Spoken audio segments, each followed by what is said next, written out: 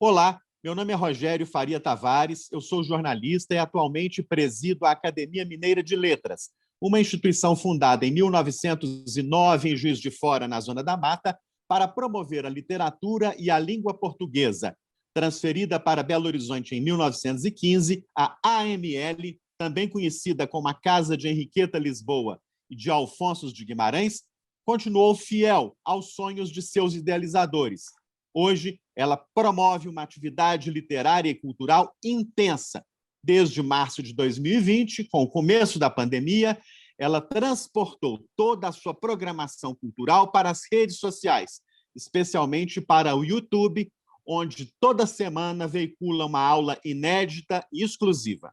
Agora, no dia 21 de abril, no passado 21 de abril, iniciamos uma série de 22 entrevistas dedicadas ao bicentenário da independência do Brasil. Esta série irá até o 7 de setembro do ano que vem. Todos os vídeos que fazemos continuam sempre disponíveis ao público interessado no nosso canal, sem nenhum custo e com tradução para Libras. Já entrevistamos Lucas Figueiredo, Mary Del Priori, Paulo Resutti, Laurentino Gomes, e agora eu tenho a grande honra, a grande alegria de entrevistar o professor José Murilo de Carvalho, emérito da Universidade Federal do Rio de Janeiro, mestre e doutor em História por Stanford, membro da Academia Brasileira de Letras e da Academia Brasileira de Ciências e mineiro como nós.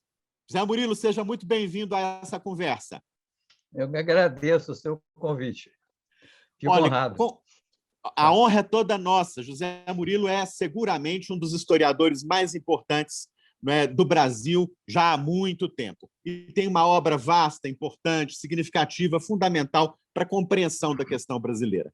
Agora, hoje, nós vamos conversar com o José Murilo de Carvalho sobre uma das suas obras, que é uma obra preciosíssima, editada pela editora da UFMG, quando seu diretor era o nosso acadêmico Vandermelo Miranda.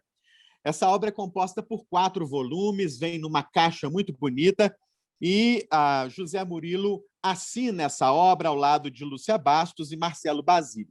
Trata-se de Guerra Literária, Panfletos da Independência, 1820-1823. Eu mostro aqui para o nosso público esses 4 volumes que são preciosos, né?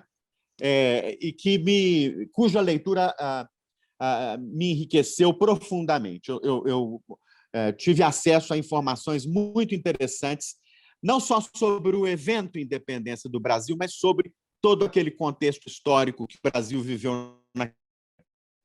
Zé Murilo, antes de falarmos sobre especificamente o conteúdo da obra, né, da Guerra Literária, eu queria que você noticiasse rapidamente para o nosso público como surgiu essa pesquisa, como ela foi organizada e como foi possível realizá-la. É um grande empreendimento. Começou com a professora Lúcia Bastos, da UERJ, aqui do Rio, que é uma especialista na independência, e já tinha trabalhado com alguns panfletos. Em certo momento, resolvemos, um ex-aluno meu, Marcelo Basile, e eu mesmo, resolvemos fazer isso sistematicamente e levantar, na medida do possível, todos os panfletos conhecidos e que foram publicados naquela época. E começamos por aí. E começamos, na realidade, com panfletos manuscritos, que são muito interessantes. Panfletos manuscritos, que saiu pela FMG, também a Companhia das Letras. E, a partir daí, fomos explorando todas as bibliotecas. Naturalmente, a Biblioteca Nacional do Rio, varremos todo o fichário e o catálogo da biblioteca, a Biblioteca de Portugal, Mindlin, o IHGB, inclusive a Biblioteca Nacional do Uruguai, porque, na época, o Uruguai era a província cisplatina. Claro. Era parte do Brasil. A gente esquece isso, mas era parte do Brasil. Isso levou anos, porque não tínhamos financiamento. Levou anos, mas, afinal, conseguimos publicar o FMG, conseguimos com a editora aí, conseguimos fazer. Que uma coisa você não pode negar, que é uma obra de peso. São, são, Seguramente, são 4 volumes como esse aqui que eu estou mostrando para o público. são 3.241 páginas, né? Uma coisa, Isso. realmente uma obra. Mas, né, eu creio que, é claro que sempre se descobre mais um outro panfleto, mas eu creio que é o kit mais completo tem. Mas, modéstia à parte, eu acho que é uma grande contribuição no sentido de documentação, de uma história documentada, né, da independência. Exatamente. E logo no primeiro volume há um texto muito informativo, muito esclarecedor da intenção da obra, que é a introdução geral aos 4 volumes. Ele começa por uma frase muito importante. Esta guerra, meu amigo, é mais de pena que de língua ou de espada.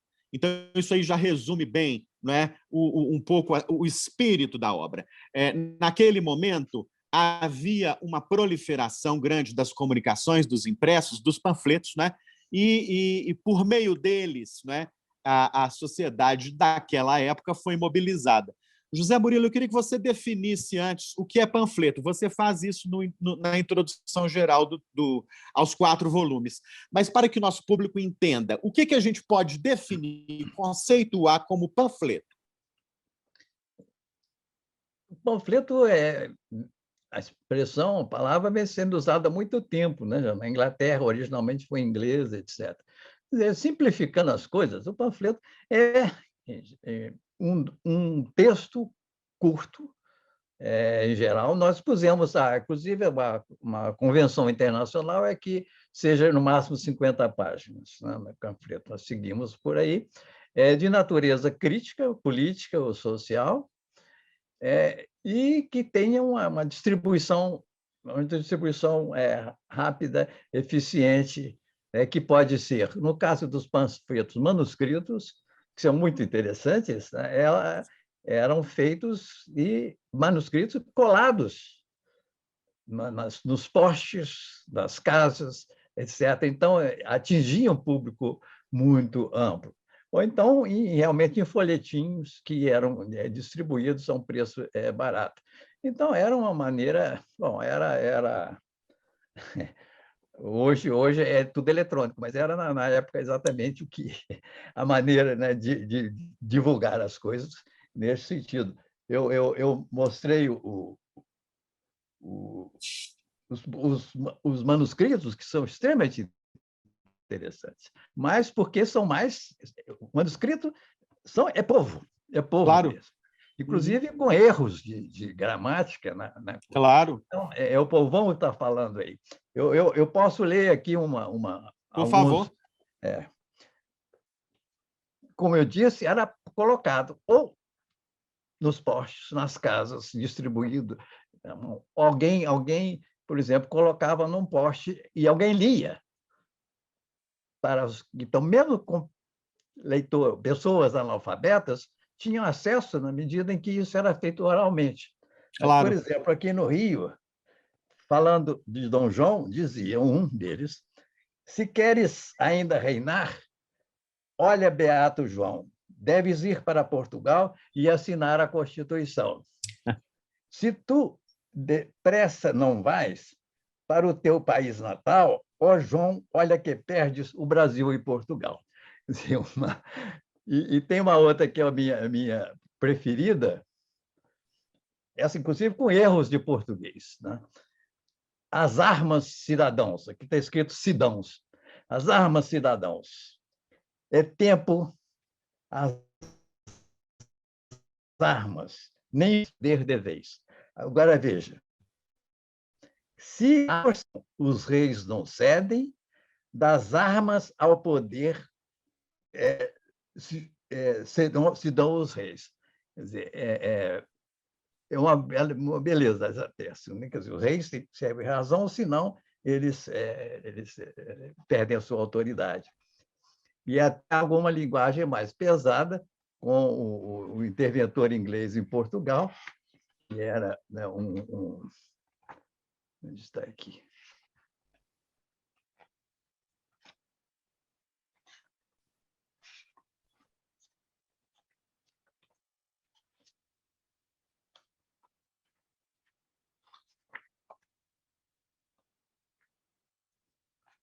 que era o Beresford, português, né? Que era odiado em Portugal, mas que era uma espécie de... ficou mandando quase que num país depois que a vinda do Dom João.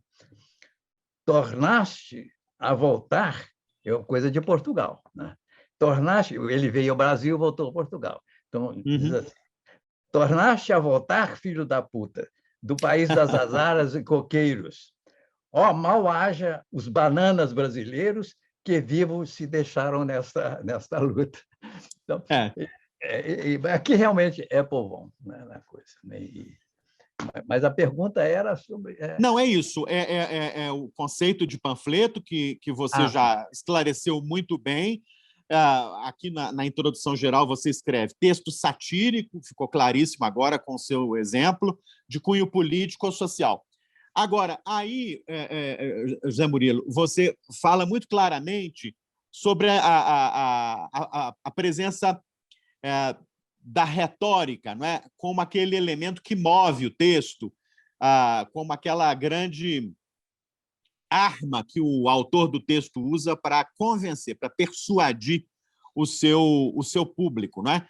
E também fala daquele elemento predominante, pelo menos nessa época e no Brasil, que era o argumento de autoridade como estratégia argumentativa. Como é que isso percorre toda a produção de panfletos desse período? Você diz que isso é um grande traço comum, pelo menos entre a maioria deles. Curiosamente, os instrumentos utilizados na parte, digamos, literária eram vários, as armas, a modalidade de crítica eram várias. Daí que dividimos os volumes, quer dizer, volume cartas, quer dizer, era uma coisa prática também na época, escrever cartas públicas e publicar no jornal. O outro era análises, que são mais teóricos, né? discutem ideias. O outro era sermões, diálogos e manifestos, quer dizer, e o último, poesias. Então, tudo isso era um instrumento que se usava, porque, obviamente, eram coisas às quais os leitores estavam acostumados. Então, isso é que dá também uma ideia da natureza do debate político na época. E, o marco foi, o original, naturalmente, foi a Revolta do Porto. Depois da Revolta do Porto, em 24 de agosto de 1820, isso desencadeou todo um processo de debate político, quer dizer, começou em Portugal, depois veio logo para o Brasil, e aí entra uma série de argumentações, algumas delas, alguns autores, nós tivemos aqui, conseguimos identificar um número razoável de autores, tanto de Portugal como do Brasil, que a maioria eram funcionários públicos. Alguns eram formados em Coimbra, mas outros eram gente, negociantes, proprietários, etc. A parte de Coimbra é nítida, quer dizer, na medida em que a linguagem toda meio enrolada, aí foge um pouco a uma característica de panfleto, né? Mas mostra como é que as teorias políticas do liberalismo, sobretudo, estavam começando a entrar em Portugal e era usada por essas pessoas. Quer dizer, um reino na Europa, já ainda uma monarquia absoluta, na Europa, que começou a ser... né, o debate começou a corroer tudo isso, num sentido, obviamente, de acabar com o absolutismo. E as armas aí eram de várias naturezas. Eu não sei se eu poderia citar algumas, mas não sei, você deve ter um plano aí de perguntas que... Mas fique à vontade para citar, quando quiser, os textos da sua predileção. Na verdade, eu sigo um pouco o roteiro dado pela introdução geral e me chama muita atenção algo que você já começou a comentar aí, não é? O uso da retórica, naturalmente, nesse campo, o argumento de autoridade como um argumento bastante usado, não é? como uma estratégia argumentativa muito, muito relevante. E depois, na sequência desse mesmo texto chamado Introdução Geral, as figuras de linguagem utilizadas. Não é? A ironia, o sarcasmo, a paródia, a hipérbole. Isso tudo circulava naquele tempo, atingindo um público que antes não era atingido, não é isso, Zé Murilo? Exato. Quer dizer, de novo, é claro, o grau de analfabetismo era grande, mas esses panfletos, práticas de leitura na época eram diferentes. Eu já mencionei uma, por exemplo, você simplesmente colocava no poste, na rua, e alguém lia. Ou então as pessoas liam em conjunto. Quer dizer, alguém chegava e lia lá numa praça pública, etc., e as pessoas ouviam. Então, o público que participava disso, que ouvia, etc., era bem maior do que, né, um índice de alfabetização, ou poderia indicar. Então, eram mecanismos, né? A leitura em conjunto, né, inclusive era a prática da própria nobreza. Dom Pedro II adorava fazer leituras, né, assim, em conjunto, né? Então, dava realmente este alcance. E há indicações, por exemplo, de que a imprensa era pequena no Brasil, mas começou a crescer rapidamente, sobretudo a partir da volta de Dom João. E há indicações, por exemplo, de que pessoas que queriam publicar seus panfletos e não tinham. As imprensas estavam lotadas, né? Lotadas. Ela tinha que ficar na espera para poder. O que é um indicador interessante e confiável, não digo, realmente do grau de difusão que esses papelinhos eram também chamados de papelinhos, né, no Brasil, que eles tinham. Uma coisa um recurso que era também o argumento ad hominem, né?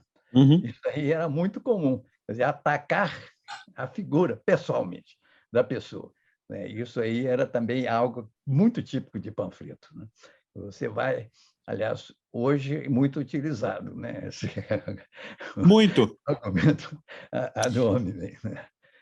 E atacar de forma violenta, não é isso, Zé Murilo? Violenta.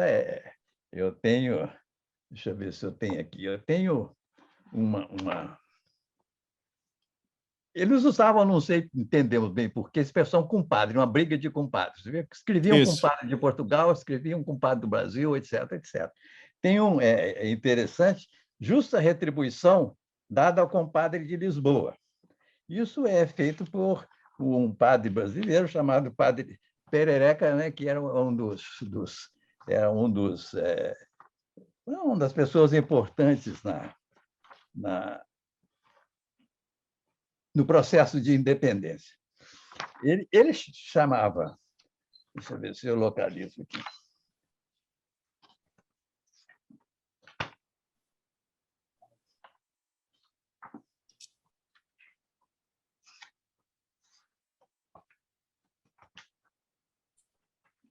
O compadre de Portugal falava que o Brasil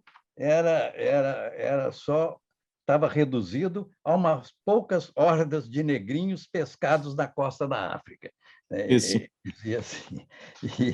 E o padre Pereca responde, eu não estou achando aqui onde é que está. Eu não estou achando, mas responde na mesma linguagem. Eu não estou achando aqui. Eu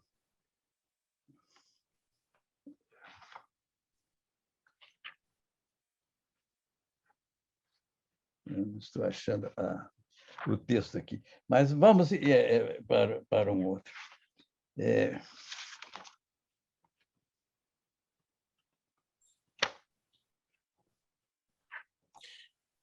As cartas, inclusive, permitem isso, não é? A réplica, a tréplica, enfim. Elas acabam gerando uma polêmica longa, que não se acaba num único panfleto. Eu não localizei. Uma carta, que é muito interessante para nós, inclusive, de Minas, é do padre Manuel Rodrigues da Costa. O antigo Inconfidente. O Inconfidente. E vejam bem, ele já tinha voltado ao Brasil, morava em Barbacena, e faz uma carta para Dom Pedro I, ainda não Dom Pedro I, ainda que visitou Minas e se hospedou com ele. E vejam bem, né? Um neto da rainha que condenou os Inconfidentes à morte, né? E este padre, e a Inconfidência Mineira foi um processo, um movimento mineiro. Quer dizer, no máximo pegava um pouquinho do Rio, etc. Não se falava em Brasil, Claro. a independência. Aquilo era realmente uma coisa mineira, com algumas parentes em São Paulo e um pouquinho no Rio. Ele escreve para Dom Pedro uma carta de muito elogio, elogiando Dom Pedro exatamente pela contribuição à manutenção do Brasil sem fragmentação. Uhum. Isso realmente é algo realmente extraordinário. Ele chega a falar, elogiar Dom Pedro por estar contribuindo para criar este grande império, usa a expressão de grande império, e comparando com os outros países da América Hispânica. Então, é extraordinário da parte dele, né? Quer dizer, ele passou por cima, por razões públicas, e não certamente não pessoais, para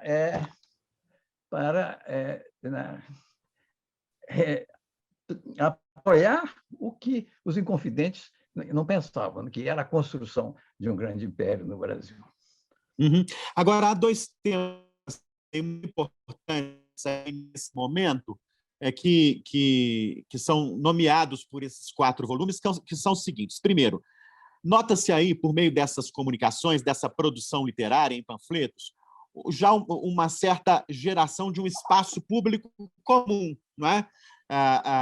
E depois, a formação também de uma opinião pública. Como é que você avalia esses 2 elementos tão importantes aí, que parece que já se registram nesse período, Zé Murilo? O espaço público comum e a formação da opinião pública. A palavra opinião pública, curiosamente, era muito usada. E lá, naquele momento, já falava-se num quarto poder, né? Que era a opinião pública. Então, é um fenômeno europeu, norte-americano também, mas a gente conhece isso muito mais pela produção europeia. Então, é um momento importante na própria história, né? Não só do Brasil, mas que tenha começado no Brasil. Eu acho que alguns colegas exageram um pouco a dimensão que isso tinha atingido naquele momento. Mas, como eu comentei, este fato de você... E a imprensa era muito intensa. Nós não discutimos aqui a imprensa. Quer dizer, a imprensa, em 21, a censura foi levantada, censura prévia, porque antes você tinha que submeter o texto à autoridade, depois, né, ainda antes da independência, em 21, foi suspenso isso. Então, se publicava enorme, como eu disse, as gráficas não davam conta. Então, é óbvio que aí já tinha realmente uma circulação e um início, um esboço realmente do início de uma opinião pública que começava a se manifestar e que foi intensa, que foi muito intensa na regência, né, também, mas realmente um marco importante na nossa história, sobretudo, que é um país, né, ainda de muito grande analfabetismo. A cidade do Rio, não. Quer dizer, as cidades eram mais. A cidade do Rio, não. Já tinha um grau de alfabetização bastante mais alto. Mas o resto, e as outras cidades também. Daí que essas imprensas dos jornais. Minas, curiosamente, nesse momento, não achamos nenhum jornal. Olha só. Uhum. Na regência, sim, né? Mas nesse momento ainda não tinha. Uhum. Agora, há também com os panfletos, com a crescente circulação dos panfletos, o surgimento de um novo vocabulário político. Isso também é um dado digno de nota. Começa a circular com mais intensidade palavras como liberdade, Constituição, eleições, soberania, cidadão. Os panfletos propõem uma nova pauta, não é isso, Zé Murilo? Inclusive, aqui numa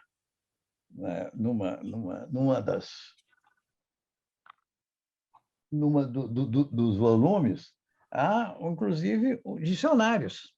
Havia Isso, dicionários cívicos. exatamente. Que, com um processo de educativo, dicionário Isso. cívico definindo. E aí, fazendo um corte radical, né, entre o que era certos conceitos antes e o que é agora. No volume 2, há algumas. Aqui, É o que se chama de pedagogia cívica, né?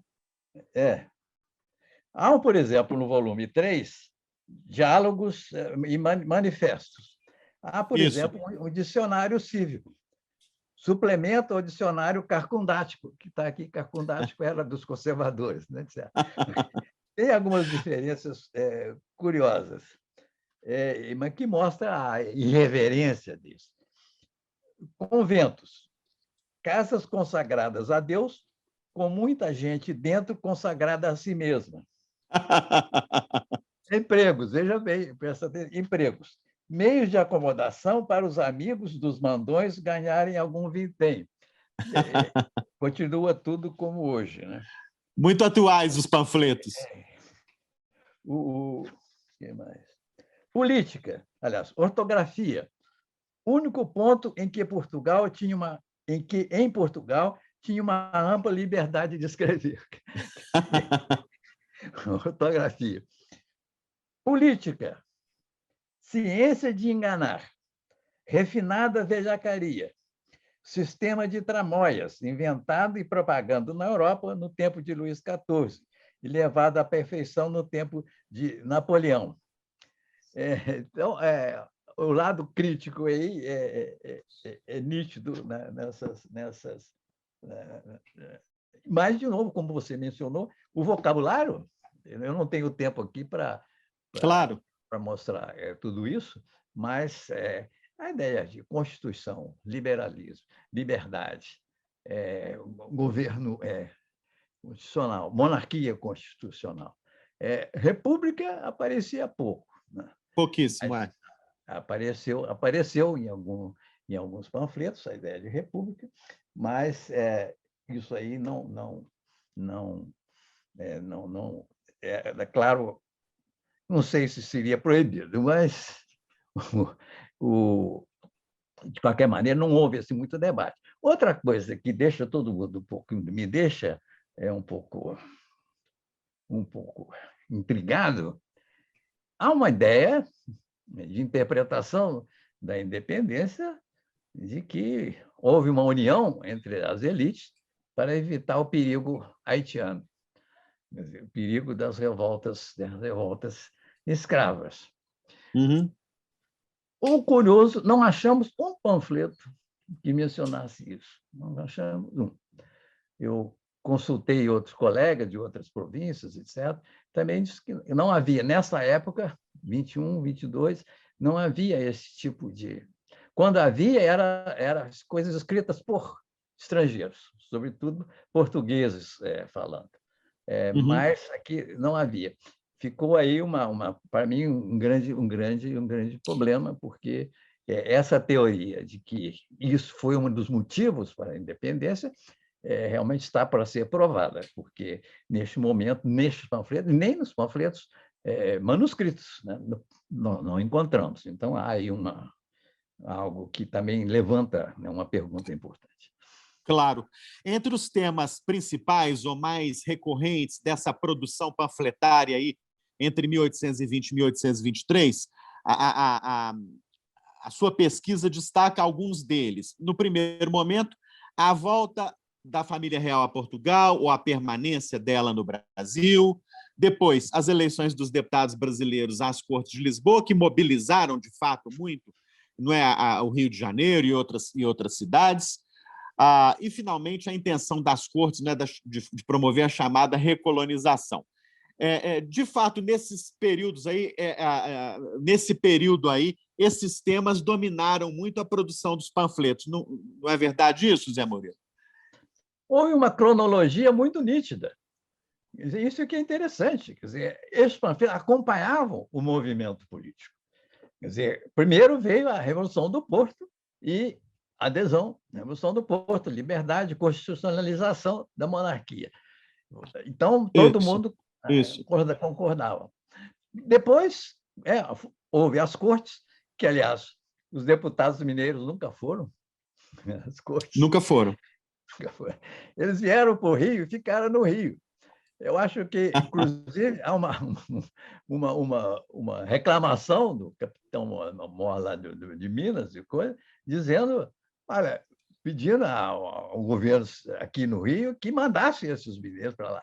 Mas o pessoal já tinha desconfiado que aquilo não ia dar certo, né? Que já ficaram prevendo um pouco esta evolução da história. Então, ficaram aqui e contaram. Mas foram, né? Vários, cento e poucos deputados. Claro. Minoria, quer dizer, as cortes foram realmente a palavra não é muito apropriada, mas uma sacanagem com o Brasil, porque Portugal era muito menor e tinha muito mais representantes Claro. Mas, quando realmente começou a reação das cortes em relação às liberdades que o Brasil já tinha como Reino Unido, mudou rapidamente. Quer dizer, todos os panfletos começaram, então, a malhar nesse outro ponto. E aí caminhou-se rapidamente para a independência. O debate passou a ser em torno disso. E, posteriormente à independência, o debate também atingiu um outro ponto. A independência, mas com que governo? Isso. Que tipo de governo? Então, a outra fase da discussão. Não, o governo constitucional. Dom Pedro foi a Minas e estava viva o imperador enquanto constitucional, que ele era saudado assim. Então, foi essa outra batalha que foi ganha em parte, porque houve o golpe da dissolução da Assembleia, mas houve essa outra fase. Então, realmente se vê que estes panfletos acompanhavam sistematicamente a evolução do que estava acontecendo, né, nesse processo. Então, é outra razão para, digamos, valorizar e mostrar que realmente era algo muito vivido, uma participação muito intensa das pessoas nestes grandes problemas. Uhum.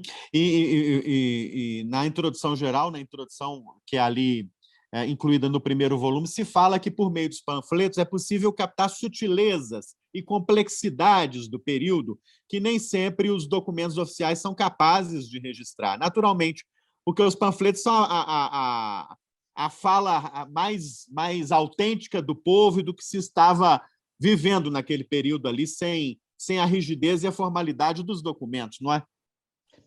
Por isso não colocamos nenhum documento oficial nem oficioso, porque claro. Isso é o que as pessoas trabalham com isso, mas queríamos ver realmente o outro lado, a opinião realmente, talvez povo seja um pouco exagerado, mas realmente de uma camada mais ampla. Bom, de novo, nos panfletos manuscritos é povão mesmo, mas nos outros realmente é levar o debate fora do governo, né? E, é claro, havia muita poesia, muita coisa de elogio, né, ao governo, né? Sim.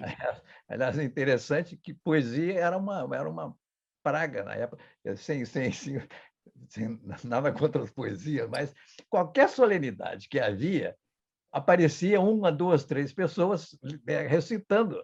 Era realmente uma moda generalizada, em boa parte de elogio, mas também outras eram de natureza mais crítica. Daí que temos, né, um volume com isso. Inclusive as próprias, deixa eu mostrar aqui, os hinos. Isso. Nós conhecemos mas o número deles foi enorme. Isso aqui, deixa eu ver. No volume 4, os hinos constitucionais aqui estão. Enfim, até o hino da independência, curiosamente, como chegou até nós. O hino da independência, já podeis da pátria. É curioso que o original é já podeis, filhos da pátria. E depois foi mudado para da pátria, filhos. E a gente pode imaginar por quê. Quer dizer, filhos da pátria podia ser algo que podia ser glossado. Claro. E tem vários desta natureza, né? Basta natureza. Já que estamos em poesias, tem aqui uma que das que eu acho mais comoventes. Uhum. Lamentos de uma baiana. Uhum. Enquanto a Bahia estava ainda ocupada pelas tropas portuguesas. Está aqui uma menina de 13 anos. Escreveu longa, eu vou citar algumas. Dos nossos males vos condoei. Se a tropa existe, não há mais lei. Isso pode ser aplicado hoje. Claro. Não há mais lei. E vai falando sobre a Joana Angélica, por exemplo, que foi morta lá. Sim. Justos céus, ver baionetada a uma idosa regente, de cruz alçada fugirem as freiras por entre a gente. Justos céus, que dor pungente lacera meu coração, ver os templos insultados, ver roubado o cidadão. Então, é uma beleza realmente de poema de uma menina. Eu fico até desconfiado, porque 13 anos, mas, enfim, é o que está aqui indicado. E a presença das mulheres na produção dos panfletos era raríssima, não é? Muito difícil de encontrar. 3 ou 4 mulheres, inclusive essa é uma delas. Tem de uma gaúcha também, tem de uma portuguesa, tem de uma brasileira. São quatro mulheres. Mas, bom, para a época já era o que se de esperar, mas teve uma heroína, né? A Joana Angélica, né? Claro. E ela realmente foi morta por soldados portugueses no convento. Ela não queria deixar que entrasse no convento e foi morta, né? Que essa menina aqui menciona. Uhum. Então, tem uma aqui que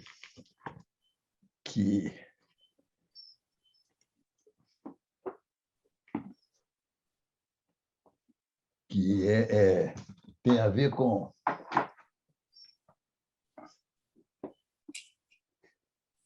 isso, ortografia.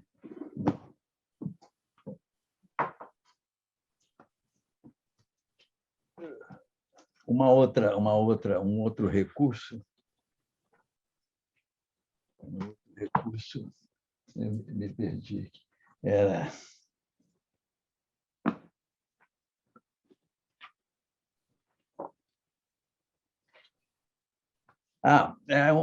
que é um recurso muito curioso que o Julião usou na campanha para Ligas Camponesas, que usar orações conhecidas de todo mundo, mas politizadas. Por exemplo, uma Ave Maria constitucional. Ave Constituição, cheia de graça e sabedoria. O rei é contigo. Benta és tu entre as constituições. Bento é o fruto do teu ventre. Santa Constituição, mãe dos portugueses, vigia por nós agora e na hora de nossa morte civil ou política. Amém. E aqui tem Pai Nosso, tem Credo, tem tudo, Salve Rainha, tudo isso utilizado politicamente de uma maneira muito, muito, muito esperta, muito inteligente, né? E que o Julião usou, né, para fazer propaganda das ligas camponesas. Né? No primeiro volume, a obra se dedica às cartas, nós já falamos bastante sobre elas. Enfim, no segundo volume, há um interesse aí focalizado sobre o que os autores chamam de análises, reflexões, projetos, teses, refutações e defesas. Com o seguinte comentário: estes panfletos servem para avaliar o ambiente intelectual da época, e estes panfletos, que eu acabei de nomear, são um esforço de reflexão sobre as transformações por que passava o Reino Unido ali entre 20 até 23. Você enxerga alguma particularidade aí, Zé Murilo, sobre esse tipo de em relação a esse tipo de panfleto? Análises, reflexões, projetos, teses, refutações e defesas? Eu percebo que Alguma particularidade, Não, algo que os não, distingue dos demais? claro que isso era dominado pelos coimbrões, né? Porque eram coisas teóricas, muito coisas teóricas. Mas havia coisas muito curiosas. Uma, por exemplo, uma comparação entre a independência norte-americana e brasileira, que era uma coisa raríssima na época, tocar neste tema americano. Ele faz uma razoavelmente correta, só que a conclusão dele é que no Brasil havia certas diferenças que justificavam a manutenção da monarquia. Os que são, por exemplo, também que discutiam o rei deve ficar ou deve ir, foram várias desse tipo, com argumentos muito interessantes, né? Dizendo, olha, Portugal, esse compadre lá de Portugal não devia nada, quer dizer, um bando de negrinhos pescados na costa da África, etc. E a resposta era, olha, Portugal aqui não é nada, nós somos o futuro. Quer dizer, falta ainda muita coisa, mas nós temos todos os recursos para ser o país do futuro, que é antecipando o Swag, né? Uhum. Então, outro tema que entra pouco, e aqui não se sabe se foi, mas quando terminou a censura, não é? Isso poderia ser feito, era poder da República, né? E aqui estava na última fase. Tudo bem, vão ficar independentes, mas o quê? Monarquia constitucional. Aí havia, né? Monarquia mais constitucional, Dom Pedro é constitucional. Agora, República, aí aparece aqui um panfleto que a gente pode dizer que é republicano, que é, né, de um líder republicano que fala o seguinte, sobre Dom Pedro tinha criado uma lei, um decreto para criar uma nova ordem de honorífica. Então, ele fala minha imperial munificência e os meios de remunerar os serviços que me têm prestado. Ora, a resposta foi o seguinte, quem faz serviços fala à nação e não ao imperador, que é parte da nação. E minha imperial munificência, ele responde, mas hoje não é assim. Nosso imperador é constitucional, não é senhor, ele é um cidadão. É uma coisa puramente da Revolução Francesa. É um novo vocabulário surpreendendo a cultura política da época. Uhum. Da época, exato. Então, bom. No volume 3, José Murilo, há aí 3 categorias. Sermões, orações e discursos, diálogos, catecismos e dicionários. Nós já falamos aí bem dos catecismos, né, da pedagogia cívica que eles propunham, dos dicionários também. E há também manifestos, proclamações, representações, protestos, apelos e elogios. Eu queria que você comentasse um pouquinho a força dos sermões. Há, inclusive, sermões importantes de Frei Caneca e de outros. E depois, uma palavra sua, queria também uma palavra sua sobre os manifestos. Então, primeiro sermões e depois manifestos. A participação dos padres foi muito grande. Foi muito grande. Já tinha sido grande na Inconfidência, foi muito grande na Revolta Pernambucana de 1817, depois de 1824, e no Rio, esse padre Perereca mesmo era um dos grandes lideranças. Eles eram políticos militantes. Então, esse é um tema, né, interessante. Eu, na minha tese de doutorado, chamei atenção para isso também. Quer dizer, a intelectualidade, boa parte da que chamavam de intelectualidade brasileira da época, fora os coimbrões, eram os padres. Claro. E tinham um nível mais alto de educação, mesmo que alguns seminários não fossem lá grande coisa, mas, de qualquer maneira, eram não só em termos, digamos, de capacidade intelectual, mas também em termos de capacidade de transmitir essa ideia para o povo. O padre podia perfeitamente fazer, na hora da missa, faz um sermão e faz um sermão político, né? Claro. Então, isso aí foi realmente foi realmente grande, e a lista de padres que fizeram, né, essas é bastante importante. Né, qual foi o outro ponto? Foi Os manifestos. manifesto. Manifestos, havia um número razoável, mas eu creio que aqui e todo mundo fazia, os militares faziam, né? Também, né? Mas o ponto mais importante aqui é o manifesto do Do Fico. FICO, exatamente. 8.000 assinaturas. 8.000 assinaturas. O Rio tinha uns 500 mil pessoas, então bota 8% da população de hoje, o Rio, que tem uns 8 milhões. É um negócio enorme, enorme. A gente não tem a lista dessas pessoas, etc. Mas este é um ponto. Depois houve um outro manifesto seguinte né, pela criação também da Constituinte brasileira, mas é impressionante, impressionante. E conseguiam reunir no centro do Rio, não se sabe como, né, não se sabe como, de repente, multidões. O Rio só não teve uma guerra civil porque o Dom Pedro estava aqui, porque a guarnição portuguesa que forçou Dom Pedro a aceitar as cortes, mas depois não queria aceitar a parte da independência. Então, né, a população se armou, e Dom Pedro mandou que eles fossem para Niterói, e depois mandou embora. Mas, senão, nós teríamos uma guerra civil como houve na Bahia, uma guerra civil que atrasou muitas mortes. Então, o grau digamos, foi uma coisa pacífica? Não foi.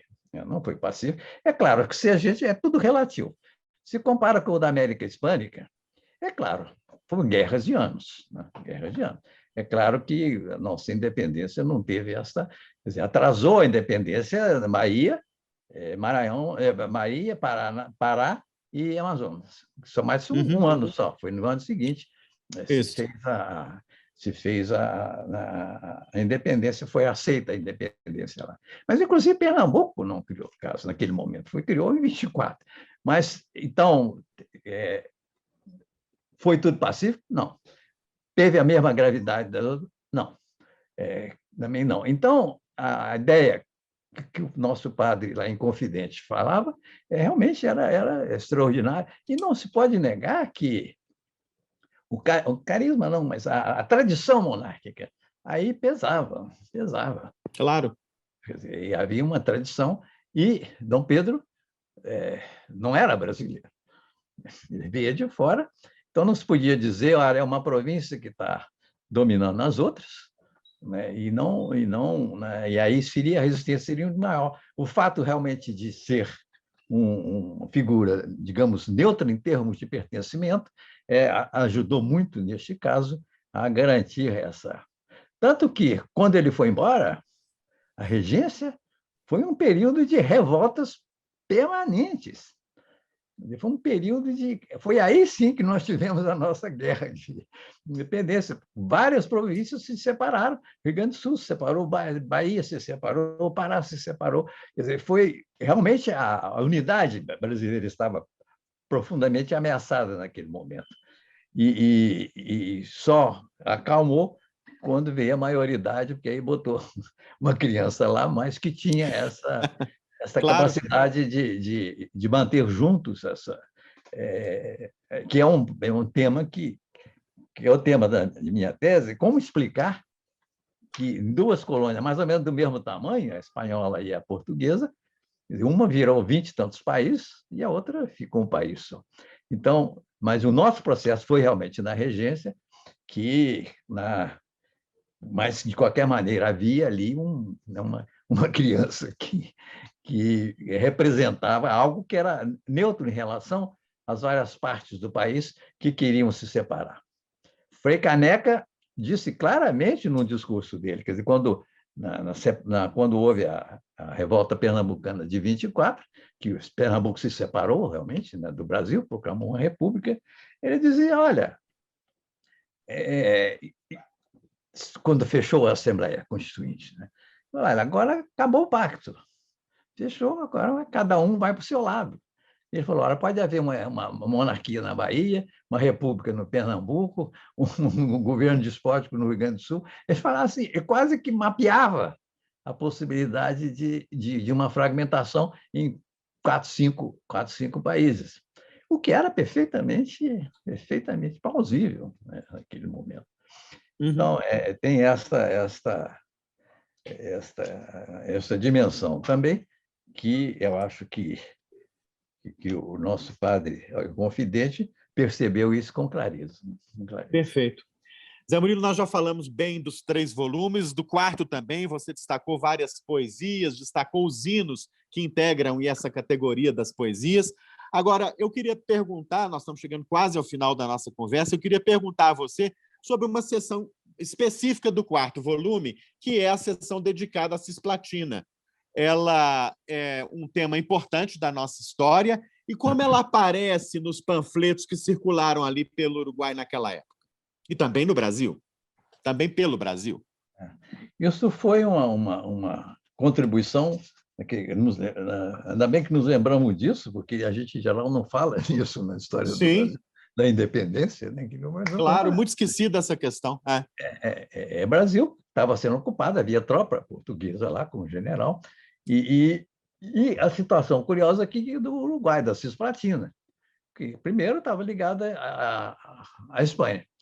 Depois, né, nas independências, o Uruguai, houve invasão portuguesa, ocuparam a Cisplatina. Depois, né, as Províncias Unidas, que era a Argentina, também ficava querendo ocupar o Uruguai. Então, o Uruguai ficava numa posição terrível, porque as opções eram muitas, ou Espanha, ou Argentina, ou Brasil, ou independência. Uma enorme gama de... Isso tudo estava muito ativo e aparecia nos panfletos. E aí é curioso que havia um portunhol, né? A linguagem desses panfletos está em pleno portunhol. E, obviamente, acabou o Uruguai ficando, mas logo depois, em 28, se separou. E foi a primeira guerra, né, externa que o Brasil teve com a Argentina, e que se chegou a um acordo, né, de fica independente, mas a Argentina também não tasca, né? Então fica assim. E o Uruguai passou a vida toda se beneficiando com esse jogo, e hoje é um dos países mais democráticos da América Latina. Mas eu vou citar, então, já que você mencionou, uma poesia lá Claro. feita por é um ex-combatente do Uruguai que estava cansado, que era um grupo, agora é Espanha, agora é Brasil, aquela coisa, etc.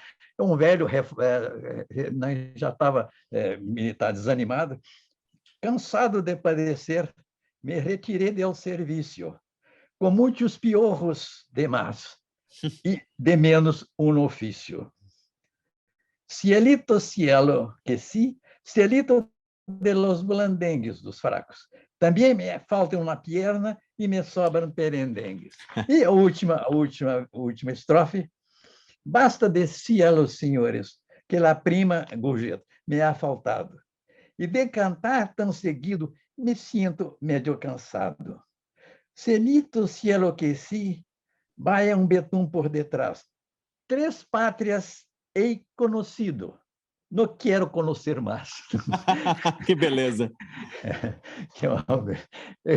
Repetir exatamente o que essa província cisplatina sentia. Mas eles acabaram aderindo à independência, tem representante da cisplatina na Constituinte brasileira, né? Então, etc. Nós estamos quase terminando aqui a nossa entrevista com José Murilo de Carvalho, historiador, membro da Academia Brasileira de Letras. Nós falamos aqui hoje especialmente de uma obra sua em parceria com a professora Lúcia Bastos e o professor Marcelo Basile, que é a chamada Guerra Literária, Panfletos da Independência, 1820 a 1823. São 4 volumes editados aqui pela editora da UFMG. Eles documentam com muita propriedade, enfim, toda essa riquíssima, complexa, sutil produção panfletária, digamos assim, de comunicações, né, nesse período histórico. Zé Murilo, para terminar, eu queria te perguntar que reflexões você acha as mais pertinentes para o bicentenário da independência? Passamos aí 200 anos. Eu sei que essa é uma pergunta difícil. Temos mais uma hora? Temos mais uma hora. Mas, enfim, que sensação, né, que sentimento te domina, melhor dizendo, que sentimento te domina aí nesse momento em que estamos prestes a passar por esse bicentenário, não é?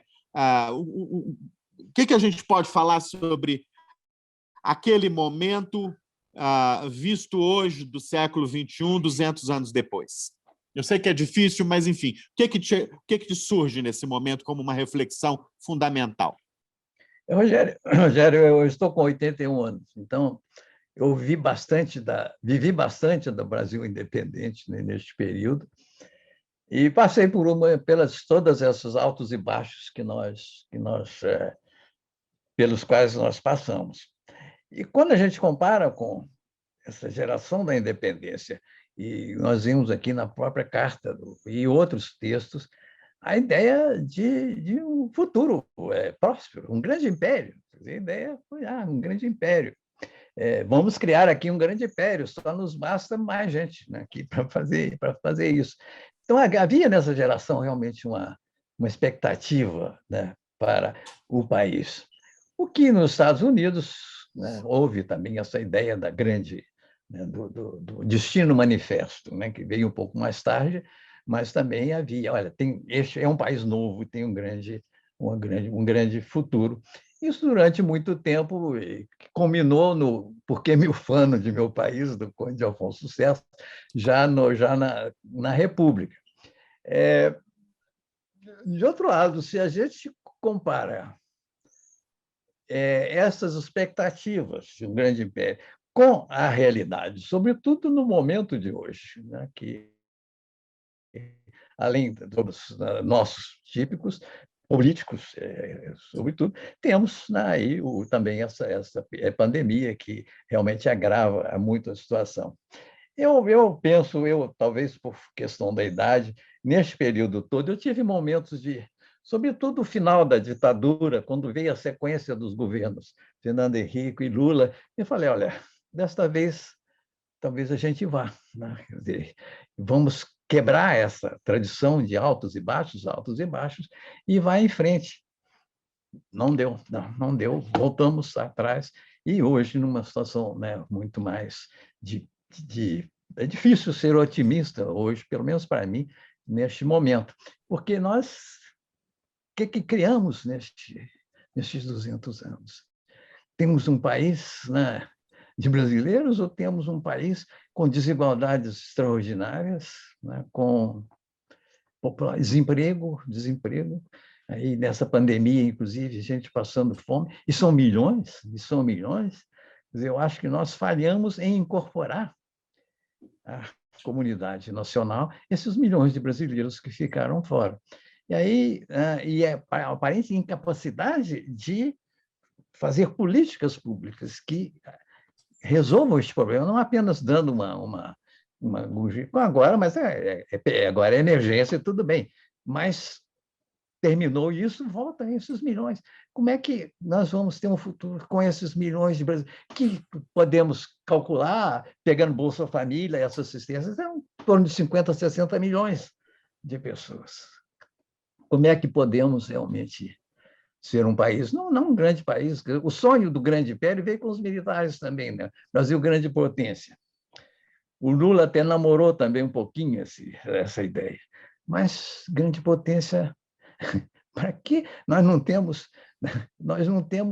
a incorporação dos próprios cidadãos nessa um grupo, a desigualdade extraordinária, desigualdade de renda, desigualdade de tudo.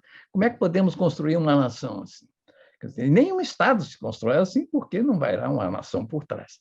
Então, nesses 200 anos, eu, pessoalmente, acho que não há muito que a gente tem que estudar, tem que falar, etc., mas mais perguntando por que não deu certo. Por que não deu certo. O Brasil é país do futuro, realmente é país do futuro no sentido de que não tem como chegar lá, né? Que a gente vai continuar sendo país do futuro. Então, pouco a minha impressão neste momento e, sobretudo, em relação a este ponto. Não se faz no Brasil, não há medidas no Brasil, nem no período, né, do Lula, de fazer redistribuição de renda. Faz-se distribuição. Isso é coisa populista. Você vai lá, dá um dinheiro aqui, dá ali, cria um Bolsa Família, etc, etc. Mas, em nenhuma medida, você tira dos que ganham mais para os que ganham menos, que eu acho que é a definição de uma política de esquerda, né? Quer dizer, você realmente fazer essa transferência. Não que vemos ainda aumentos de salários para juízes e tudo, continua aí. Então, há algo aí na nossa tradição que, embora haja uma democracia muito formalmente, não só formalmente, mas nós temos 16 anos, quem tem 16 anos pode votar. Então, e por que essa representação aqui é maior do que em vários países, não gera políticas que façam, né, incorporar essas massas? Esse é o grande enigma brasileiro que eu vejo e que realmente não leva a gente a ser otimista, né, nestes 200 anos. Mas deve ser coisa de velho.